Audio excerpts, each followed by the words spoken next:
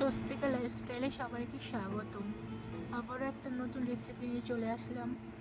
আলু ডিমের তরকারি কষা কষা। তো সিম্পলভাবে একটা রান্না করলাম।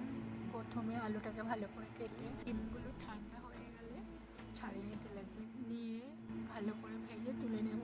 তারপর কড়াইতে তেল দিয়ে গোটা জিরে আর পেঁয়াজ দিয়ে ভালো করে, পেঁয়াজ থেকে ভালো করে লাল লাল করে ভেজে তারপরে রসুন আদা দিয়ে তো কষিয়ে যতক্ষণ না রসুন আদার কাঁচা গন্ধটা চলে যায় ততক্ষণ কষিয়ে নিতে লাগবে। তারপরে ঘরে থাকা যে যে উপকরণ, এই হলুদ, লঙ্কার গুঁড়ো, নুন, তারপরে চিনি, একটু জিরে গুঁড়ো দিয়ে ভালো করে দিয়ে মশলাটাকে কষাতে লাগবে। কষিয়ে একটু জল দিয়ে আরও ভালো করে কষিয়ে যখন মশলা থেকে তেল ছেড়ে যাবে তখন আলুগুলো দিয়ে ভালো করে কষিয়ে একটু জল দিয়ে নিতে লাগবে।